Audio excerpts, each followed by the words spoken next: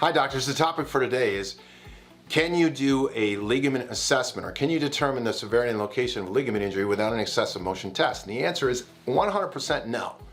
So the majority of the doctors in the market today that are treating spinal injuries are missing serious spinal ligament injuries. It happens every single day. Now it's happening because the doctors don't know how to do a spinal ligament injury assessment. They don't know what a ligament injury leaves behind that you can image. Now, when we image something in imaging, we're looking for imaging biomarkers. So a fracture in an image is a imaging biomarker. A herniation on an MRI is an imaging biomarker. Excessive motion is the most serious imaging biomarker for ligament damage. Now, most doctors today, and most attorneys, quite frankly, and even insurers, do not understand this simple concept. Now, the nice thing about it is that any doctor that does can dominate their market. It's like you're a doctor that for the first time is coming in and you know what an MRI can do for a disc herniation, and nobody else knows how to actually do a disc herniation workup. They don't even know how to send to an MRI. Now, if you were the first in the market to know that, you could dominate your local niche, your local market, into a niche. The majority of doctors in the market today do not know how to do a simple ligament injury assessment. They don't know how to determine the severity and location of a ligament injury. If you walk up to them and say today, hey, how do you determine the severity and location of a ligament injury, which happens to be the #1 cause of pain and disability in the market today? #1. There's no more expensive injury in the market today than a spinal ligament injury. Employers are getting crushed by it. Insurers are getting crushed by it. The public is getting crushed by it.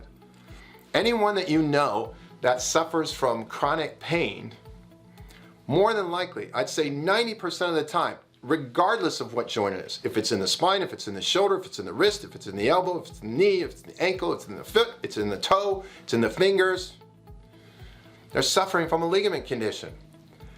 The #1 cause of pain and disability are spinal ligament conditions. And yet the majority of doctors, medical doctors, chiropractic doctors, doctors of osteopathy, physiatrists, don't know how to determine the severity and location of a simple ligament injury. Now that's bad for the market, but it's good for you. It's good for you if you know how to. It's been incredible for me. You're listening to me right now because I'm a doctor who's figured that out. Not because I'm the smartest doctor in the market, it's just I figured it out. And others have figured it out as well. But without excessive motion testing, you can't determine the severity and location of a ligament injury. Look, when the spine injures, it has to derange.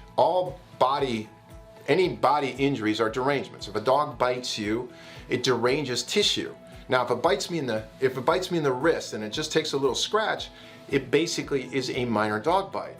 All right? If it bites me to the point where it gets tendons involved and it snaps a tendon, it's a more serious dog bite, right? So depending on what gets deranged and how bad, if it bit me in the jugular and it deranged my jugular, I could die from the same dog bite that in the wrist doesn't hardly cause me any problems, right? So all injuries are determined by derangement of body parts. The spine is no different. The spine deranges imaging-wise in a way that you can see it in 3 ways. You can either fracture it, cause a disc herniation, or cause excessive motion.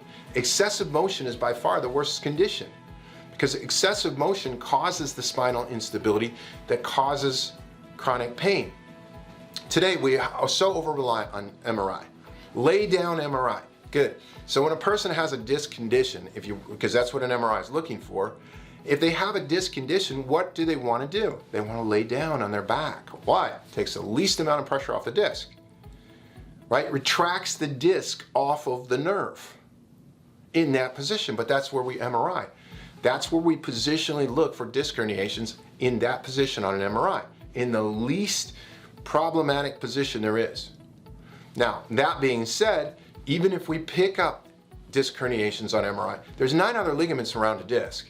You gotta know, is there excessive motion at the level, below the level, above the level of this disc herniation? Because without that information, you don't know the severity and location of, you're not getting the full picture. There is not a doctor in the country without excessive motion testing that can determine the severity and location of a ligament injury. So if you're a doctor and you're not using an excessive motion test, and I have recommended in my Smart Injury Doctors program till I'm blue in the face that it needs to be done independent. It needs to be independent of the provider because the findings are so significant that it should be done independent because it's going to drive all of your care. So if I'm an insurer or if I'm a defense attorney and you're doing this test yourself, I know that you have a vested interest, and that vested interest can be manipulated to make the results look worse than what they are. And nobody's checking your work. That's why you want to have it be unbiased or independent. That's why, as a CEO of, I think, the best medical excessive motion testing company in the country called Spinal Kinetics, that's why we exist. We're independent. It's an independent company, and we're unbiased. We don't care what the results are. We don't have any dog in the race, so to speak, other than to do it accurately. So you want to do it independent and unbiased, but you cannot determine the severity and location of a ligament injury without it. And anybody that wants to stand up and debate that you can, it's a really simple debate. Now, just as simple of a debate as this is, that actually communicates in depositions, it communicates in trial. It is the most incredible stuff that I have ever ran across. That's why I get so excited about it. That's why I created the Smart Injury Doctors program.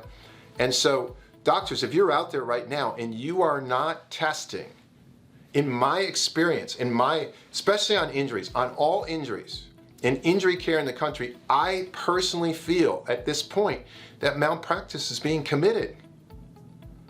Right? Why should a patient go to a doctor that doesn't know how to determine how severely injured they are and get paid a lot of money to try to correct what the patient is going through? If you understand how to test and you're not testing, to me that's malpractice. It's malicious malpractice.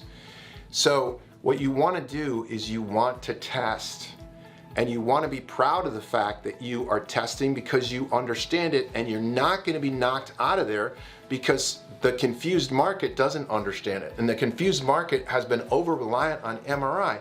MRI is great for disc, but it's not designed to pick up excessive motion problems.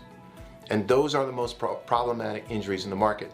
Doctors, every time I do a podcast, every time I do any kind of a podcast like this, I'm just jumping on a topic, explaining it for a short amount of time. I do appreciate any comments, concerns, anything else that you want to put down below is fantastic. I ask for it. The last thing I want to say is I really appreciate your time. I appreciate your attention to this problem. I appreciate you listening to me, and I hope to see you on the next podcast. Thank you.